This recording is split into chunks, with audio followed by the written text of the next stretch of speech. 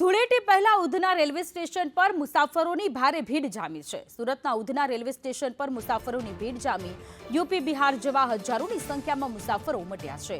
ઉધના છપરા તાપ્તી ગંગા ટ્રેનમાં મુસાફરોની ભીડ જામી છે।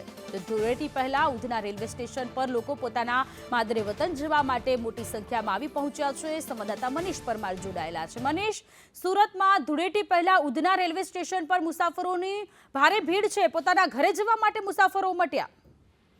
જી બિલકુલ, વાત કરીએ તો હવે નજીકના દિવસોમાં હોળી અને ધૂળેટીનો તહેવાર નજીક છે, ત્યારે પોતાના માદરે વતન જવા માટે લોકો છે તે જે ટ્રેનની મુસાફરી કરતા હોય છે, ત્યારે સુરતના ઉધના સ્ટેશન પર મોટી માત્રામાં જે મુસાફરોની ભીડ દેખાઈ રહી છે। જોઈ શકાય છે કે કઈ રીતના મુસાફરો છે તે પોતાના વતન જવા માટે પડાપડી કરી રહ્યા છે।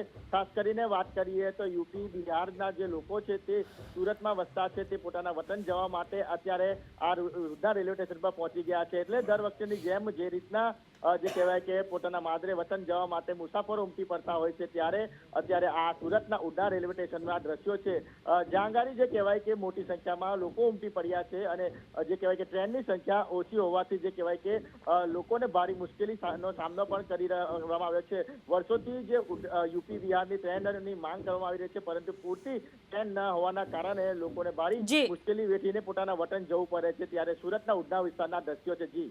જી મનીષ, આભાર તમામ વિગતો માટે।